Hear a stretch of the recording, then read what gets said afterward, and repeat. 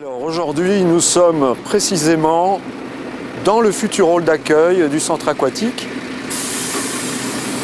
qui actuellement est en début de chantier. Le chantier a démarré depuis le 25 janvier. Nous sommes le 12 février. Nous sommes en plein terrassement. Ce que nous pouvons voir derrière nous, c'est déjà une grosse partie des terrassements des bassins, des 3 bassins qui sont effectués. Tout chantier a aussi son lot de surprises.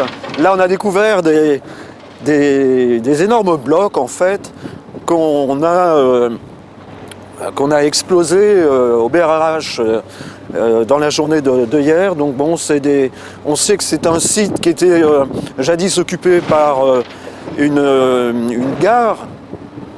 Et donc il y a toujours des parties en sous-œuvre. Enfin, ça fait partie aussi du lot de découvertes. Lorsqu'on gratte un peu le sol, on découvre des choses qui précédemment ont été installées.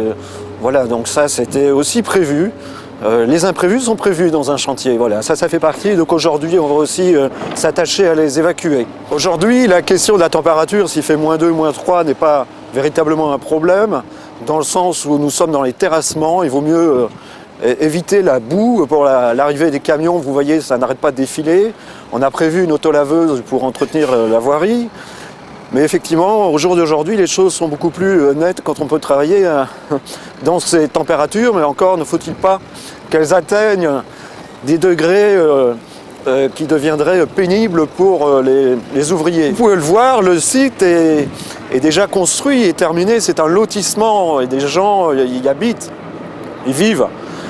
Donc il y a tout un soin qui est apporté à la qualité du chantier, à l'environnement, à la préservation des voies d'accès, au rythme de travail. Il faut respecter les rythmes de l'école, les rythmes scolaires, les rythmes de fonctionnement. On est entouré de pavillons, d'une maison de retraite, de bureaux, d'une